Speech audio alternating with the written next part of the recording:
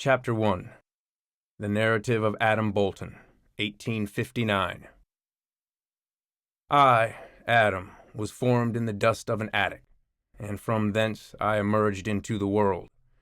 On this day, 11 years after that inauspicious nativity, a sharp wind gnashed at the hardened crust of snow upon the ground and grated against the edges of my bleak house. I waved at Mother, waiting in the gaping doorway. She stood at the threshold, as if to step beyond it would cause the pillar of her body to crumble into grains of salt, whipping in the wind. The intensity of her sharp black eyes forced mine to the path ahead. "Keep to the straight and narrow," called she. The door suddenly shut upon her white house cap and stiff black gown, and I was left in the swirling snow. Gathered under my arm were my blue-backed speller, Murray's English Reader, and Daybowl's Arithmetic. Pulling my goatskin coat tighter about me and tucking both hands, together with my cambric lunch rag, behind my back, I pressed forward down the long wagon track for my 2-mile trek.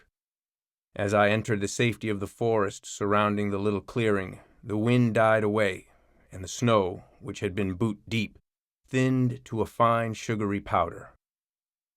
The trees, too, began to thin, opening onto a vast white meadow, Whitmore's Prairie. Having left the protection of the trees, the grating wind returned, its force gaining in fury as I followed the faint tracks made by Pa's Belgian and heavy cart. The snow whirled upward, and tiny grains mercilessly scraped my face, making my cheeks burn red. I pulled my muskrat cap further down my forehead and bowed into the wind. The first building I reached was McNeil School, so named for Farmer McNeil, who had donated a corner of his field for the purpose. This was the first year the village of Nomaton had a proper schoolhouse, and now that there was a male teacher who would spend time in religious instruction, I was, for the first time, at 11 years, allowed to attend. As I neared, my belly churned when I realized other children had already arrived. Certainly, I knew of the other village children. I had seen them on my way to Pa's shop at the far edge of town and at church, sitting behind me in the pews. However, I had little experience with them up close, and I was, at once, anxious to be taken notice of and anxious to be disregarded. It was a quarter of an hour before school, yet Farmer McNeil's children already romped in the snow, and a pair of older boys loafed near the woodshed. In order to avoid an encounter with either, I kept my eyes trained on the building ahead. I had spent considerable time at the schoolhouse in the summer months, assisting Pa in building the place. It was a sturdy frame structure, simple yet well made, only wanting a coat of paint, but that perhaps would come the following year. In a square tower above the roof hung the bell. A small portion of the building extended forward as an entrance and cloakroom. Beyond that was a simple rectangle with 3 windows on either side. A placard near the door informed me of its name and the year in which it was built, 1859.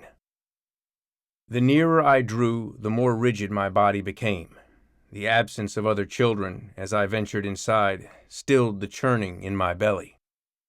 I stamped the snow off my boots and hung my goatskin coat on a peg. I removed my outer horsehair mittens, then the inner wool ones. I placed these, along with my cap and the knotted rag containing my lunch, on the shelf above. Mr. Caskell, with his large, scrawling hand, was lettering the day's lessons upon the blackened pine boards on the rear wall. The sight of a grown person, the company I was used to keeping, put me more at ease. I made my manners, bowing as I entered the room. Mr. Caskell turned from his work and laid down his bit of chalk. "Adam, I presume?" "Yes, sir," said I.